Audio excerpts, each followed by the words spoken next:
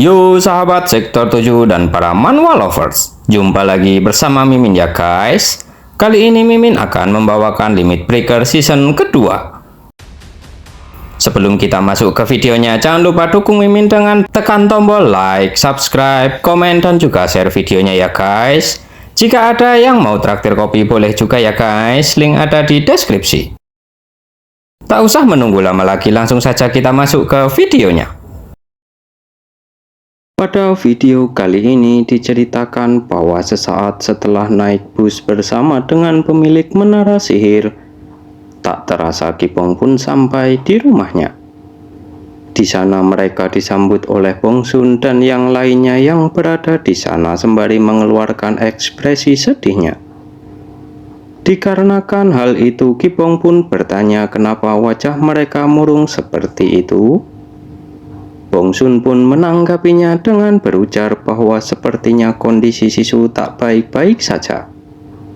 Mendengar hal itu, Kipong pun sedikit tak percaya karena Sisu tak baik-baik saja hanya karena terkena serangan seperti itu. Namun Bongsun terlihat membentak kakaknya yang bicara seperti itu karena luka Sisu itu luka tusukan, bukan luka yang bisa disepelekan seperti itu. Dikarenakan hal itu, Kipong pun mengajak mereka semua untuk segera menemui Sisu. Setelah mereka berada di dalam kamar tempat Sisu istirahat, terlihat Sisu yang terbaring sembari menahan rasa sakit memanggil-manggil nama Kipong. Sedangkan Kipong yang melihat kondisi itu pun dalam hati berujar bahwa Sisu bukanlah manusia, jadi dia tak akan merasakan rasa sakit, mengantuk, ataupun rasa lapar. Tapi kondisi ini sungguh aneh menurutnya. Lamunan Kipong itu pun disadarkan oleh Bongsun yang menyarankan agar mereka memanggil dokter untuk memeriksa Sisu. Namun Kipong tak menyetujui hal itu, karena pada dasarnya Sisu bukanlah manusia, jadi dokter sekalipun tak akan bisa berbuat apa-apa. Kemudian pemilik menara sihir pun menyela dengan menanyakan apakah dirinya boleh memeriksa kondisi Sisu saat ini. Lalu setelah itu berkata bahwa mungkin rasanya akan sedikit tak nyaman, jadi dirinya memohon agar Sisu bisa menahannya sebentar. Bersamaan dengan hal itu, pemilik menara sihir itu pun menggunakan skill ultimate detail scan untuk memeriksa Sisu, yang dimana setelah itu sebuah cahaya berwarna hijau pun terlihat oleh semua orang yang berada di sekitar Sisu. Pemilik menara sihir pun terlihat takjub dengan pemandangan itu, lalu berujar bahwa dirinya tahu Sisu bukanlah seorang manusia. Jadi kemungkinan besar masalah saat ini bukanlah masalah yang bersifat organik, melainkan masalah yang berkaitan dengan sihir. Tak hanya itu saja, pemilik menara sihir juga merasa terkejut sembari dalam hatinya berujar jika dirinya sama sekali tak bisa melihat batas mana milik Sisu. Dengan mana sebanyak itu, Sisu pasti bisa menggunakan seluruh jenis sihir yang ada secara teori. Tak lama setelah itu, bersamaan dengan ledakan mana yang besar dari Sisu itu pun terlihat sesuatu berwarna hitam muncul di tengah-tengah ledakan mana yang membuat pemilik menara sihir pun berujar bahwa dirinya menemukan masalah yang sedang menimpa Sisu kali ini. Itu adalah sebuah mana yang identitasnya tak dapat diketahui dan sedang mengganggu tubuh Sisu. Mendengar hal itu, Bongsun pun menyimpulkan bahwa itu berarti Sisu bisa disembuhkan oleh pemilik menara sihir. Sedangkan pemilik menara sihir pun menanggapinya dengan mengatakan bahwa dirinya akan mencoba yang terbaik. Bersamaan dengan hal itu, pemilik menara sihir pun mencoba untuk menghilangkan mana hitam itu, namun tiba-tiba tubuhnya pun terpental setelah menyentuh mana itu, yang membuat Kipong pun bertanya apa yang sedang terjadi. Pemilik menara sihir pun menjelaskan bahwa sepertinya dirinya harus menganalisisnya sedikit lagi karena mananya terlalu kuat. Mendengar hal itu, dengan tatapan tajamnya Kipong berujar bahwa pemilik menara sihir harus menyelesaikannya, dan sebagai gantinya dirinya akan menyelesaikan apapun masalah yang ingin diselesaikan oleh pemilik menara sihir. Mendengar hal itu, pemilik menara sihir pun dalam hati berujar bahwa jika Kipong membantu dirinya, pasti masalah seperti apapun dapat diselesaikan. Dan ini juga merupakan kesempatan bagus untuk bisa menyelesaikan banyaknya kesulitan yang bertebaran di menara sihir saat ini, ataupun kesulitan dunia. Kemudian berujar agar tak ada seorang pun yang masuk ke kamar ini karena mereka bisa terkena juga, sebab dirinya akan menggunakan sihir berskala besar miliknya. Mendengar hal itu, Kipong pun mengangguk dan mengajak semua orang untuk meninggalkan Sisu dan pemilik menara sihir di dalam kamar itu. Kemudian terlihat saat ini cuaca sedang hujan dan terlihat juga Kipong sedang berdiri di atap rumahnya di bawah guyuran hujan itu. Tak lama setelahnya, Bongsun pun mendatangi Kipong sembari memayunginya dan bertanya sedang apakah kakaknya di atap sendirian seperti ini. Kipong pun menanggapi dengan balik bertanya kenapa Bongsun juga keluar jika hujan deras seperti ini. Bongsun pun menghela nafasnya sembari berujar bahwa kenapa juga kakaknya keluar tanpa menggunakan payung saat hujan seperti ini. Lalu dalam hatinya berujar bahwa saat ini kakaknya terlihat sangat kesepian. Lalu memberanikan diri untuk bertanya apakah kakaknya secemas itu dengan keadaan Sisu. Sebab ini pertama kali bagi dirinya melihat kakaknya seperti itu. Dan dalam hati berujar bahwa sebelum kakaknya menghilang dan setelah kembali pun tak pernah terlihat seperti ini. Kemudian bertanya apakah Sisu adalah orang yang sangat berharga untuk kakaknya itu. Sisu memang pengguna sihir yang sangat hebat menurutnya. Akan tetapi Kipong malah balik bertanya apakah itu semua penting.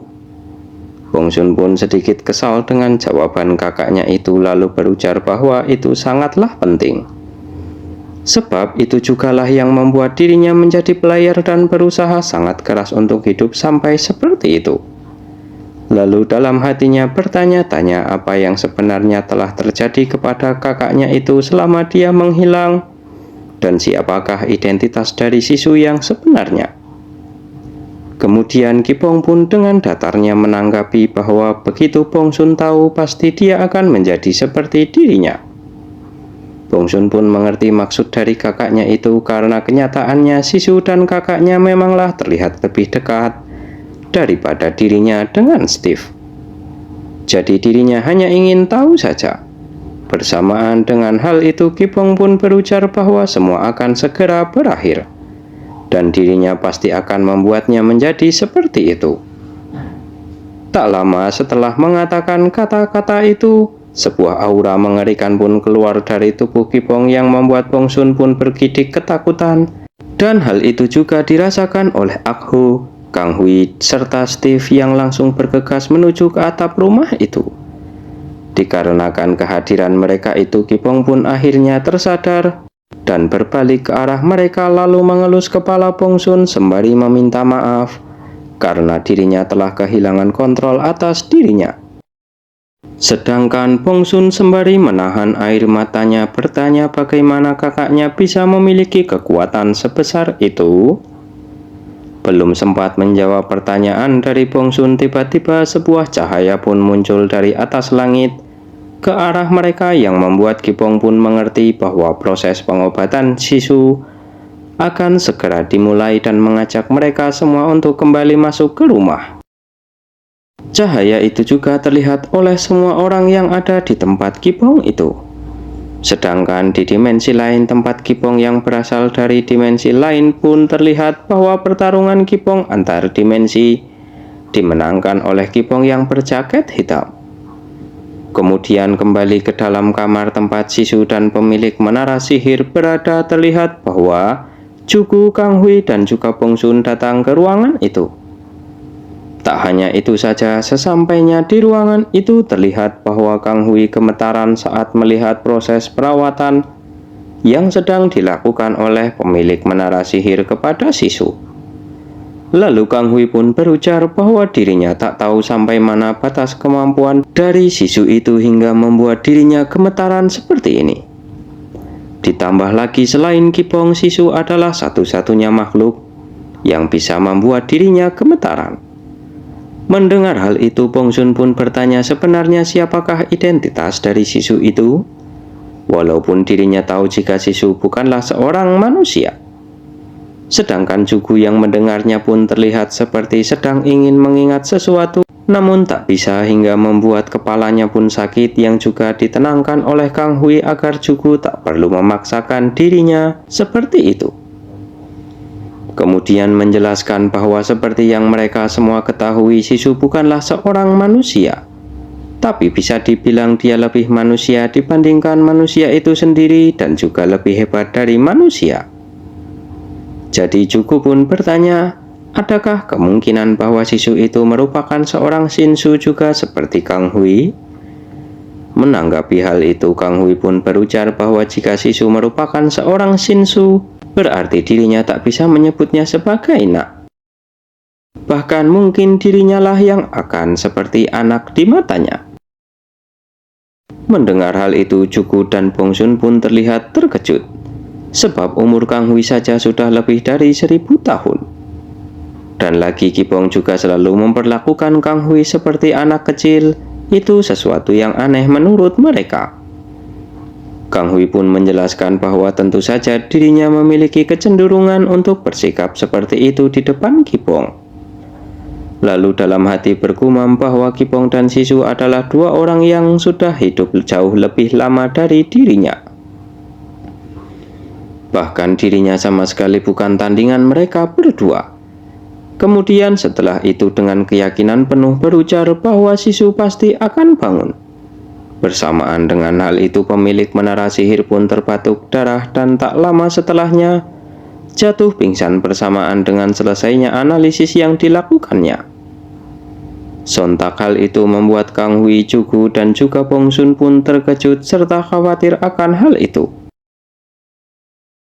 Karena itu mereka pun mencoba untuk menembus barier mana yang menyelimuti Sisu dan pemilik menara sihir, tapi usaha itu gagal karena mana itu terlalu kuat untuk mereka. Dikarenakan hal itu, Bongsun pun memutuskan untuk memanggil kakaknya untuk datang. Akan tetapi ide itu ditolak oleh Kang Hui yang berubah ke mode dewasa dengan 9 ekornya, berkata bahwa mereka tak bisa bergantung kepada Kipong untuk hal seperti ini. Lalu setelah itu mencoba menyentuhnya dengan tangannya, namun tetap tak bisa menyentuhnya, padahal banyak yang telah dirinya capai selama ribuan tahun ini. Karena melihat hal itu, Jugu pun berinisiatif membantu menggunakan artefak gelang yang dimilikinya hingga membuat Kang Hui akhirnya bisa menembus mana itu dan meraih tubuh pemilik menara sihir sembari memujinya yang telah berusaha keras sampai seperti ini, serta meminta Jugu dan Bongsun untuk segera memanggil Kipong. Kemudian tak lama setelah itu terlihat mereka sudah berpindah di tempat tidur di mana pemilik menara sihir sedang beristirahat. Di sana juga terlihat Kipong dan yang lainnya datang menemui pemilik menara sihir. Kemudian pemilik menara sihir menginfokan kepada Kipong bahwa dirinya telah menemukan cara untuk menyembuhkan Sisu. Dengan santainya Kipong menanggapi dengan mengatakan siapakah yang harus dirinya habisi. Mendengar hal itu, pemilik menara sihir pun menghela nafasnya dan meminta yang lain untuk keluar dan meninggalkan dirinya bersama dengan Kipong saja. Mereka semua pun menuruti kata-kata dari pemilik menara sihir itu. Kemudian setelah kepergian mereka, pemilik menara sihir berkata bahwa dirinya tahu jika Sisu bukanlah manusia melainkan seorang homunculus. Kipong pun membenarkan kata-kata pemilik menara sihir itu. Pemilik menara sihir pun hanya bisa terdiam karena homunculus merupakan makhluk yang dibuat secara artifisial oleh penyihir. Namun Sisu memiliki mana yang melebihi semua penyihir yang ada di bumi. Namun pemilik menara sihir tak tahu jika jiwa Sisu berada di dalam tubuh homunculus itu. Kemudian dengan tatapan tajamnya menjelaskan kepada Kipong bahwa ada energi asing yang masuk ketika tubuh Sisu hancur. Kelihatannya masalahnya akan selesai secara alami jika tubuhnya diperbaiki. Kipong pun dengan santainya berkata bahwa jika hanya sebatas itu, maka lebih baik pemilik menara sihir segera memperbaikinya saja. Akan tetapi pemilik menara sihir berkilah bahwa hal itu tak semudah itu. Walaupun teknik sihirnya ada, namun teknik itu juga memerlukan bahan. Dan bahan-bahan itu adalah monster-monster yang tak bisa dirinya buru. Di mana bahan itu adalah benda yang dijatuhkan oleh monster bintang 8. Mendengar hal itu dengan santainya, Kipong pun bertanya butuh berapa banyak bahan itu. Dirinya akan pergi sekarang juga, jadi berikan saja daftar beserta dengan lokasinya kepada dirinya. Lalu berpesan agar pemilik menara sihir menjaga Sisu sampai dirinya kembali, yang ditanggapi dengan anggukan oleh pemilik menara sihir. Kemudian berpindah tempat di ruang kontrol angkatan udara. Terlihat bahwa orang yang berjaga di sana yang awalnya mengantuk pun tiba-tiba tersadar karena ada sebuah suara peringatan tentang objek yang tak dikenal sedang mendekat dengan sangat cepat. Bahkan objek itu menuju ke arah laut timur. Namun yang aneh, objek itu terlihat terbang dari daratan ke tempat monster itu berada. Sontak hal itu membuat pegawai lainnya pun mengira jika objek itu adalah sebuah peluru misil. Sedangkan di tengah lautan itu terlihat bahwa seekor monster sedang berenang di lautan dan tiba-tiba berhenti karena merasakan kehadiran dari Kipong yang mendekat ke arahnya dengan sangat cepat. Setelah itu monster itu pun menyambut Kipong menggunakan semburan air dari mulutnya yang langsung ditembakkan ke arah Kipong. Akan tetapi Kipong tak bergeming sedikit pun serta memukul monster itu tepat ke arah mulutnya yang langsung membuat monster itu pun lenyap seketika. Sontak hal itu membuat pegawai yang berada di ruang kontrol itu pun terkejut karena monster itu tiba-tiba sudah menghilang dari radar mereka beserta dengan objek terbang yang mendekati monster itu. Kemudian pertanyaan pun timbul, masih ada berapakah jumlah monster rank tinggi yang tersisa di seluruh dunia? Setiap negara terus-menerus mengidentifikasi monster rank tinggi seperti apa yang ada di teritori mereka. Mereka semua selalu memantau para monster rank tinggi yang diidentifikasi dan berusaha untuk mencegah terjadinya situasi terburuk sampai saat ini. Sebab setiap negara saat ini sedang dalam kondisi darurat. Tak hanya itu saja, saat ini Kipong sedang menuju ke tempat lain dengan kecepatan penuh melewati tengah laut. Sedangkan di Amerika saat ini terlihat bahwa para tentara di sana juga terkejut dengan Kipong yang tak terdeteksi oleh mereka, yang pergi ke sarang monster dengan kecepatan penuh itu, dan menanyakan sebenarnya siapakah orang yang mencari semua monster bintang 8 itu. Lalu di Rusia, di Perancis, dan juga di Republik Rakyat Tiongkok terjadi hal yang sama, serta memiliki pertanyaan yang sama karena mereka masih belum bisa mengidentifikasi siapa yang mengincar seluruh monster bintang 8 itu, yang sebenarnya itu adalah Kipong. Ditambah lagi negara-negara itu pun menganggap bahwa benda itulah yang menjadi pemicu bangunnya para monster-monster bintang 8. Sedangkan di Korea saat ini, tepatnya di tempat Perdana Menteri berada, terlihat bahwa dia sedang mendapatkan laporan dari bawahannya tentang apa yang sedang terjadi di beberapa negara tetangga mereka. Perdana Menteri pun meminta bawahannya itu untuk mengatakan bahwa tak terjadi apa-apa, jadi mereka tak usah terlalu khawatir.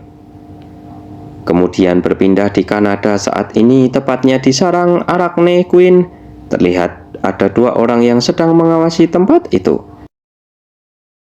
2 agen yang ditempatkan di sana itu untuk mengawasi benda asing yang diperkirakan akan datang ke tempat itu.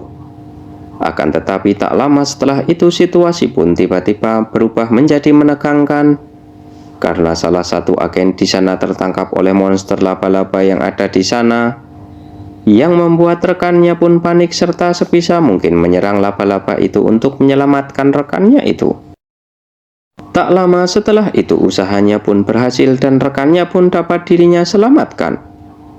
Namun tiba-tiba mereka berdua tertangkap oleh Arachne Queen dan langsung dibawa ke dalam sarangnya.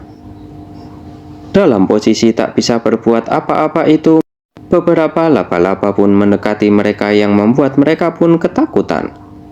Namun, semua laba-laba itu pun mati seketika setelah menerima sebuah serangan yang ternyata dilancarkan oleh Kipong.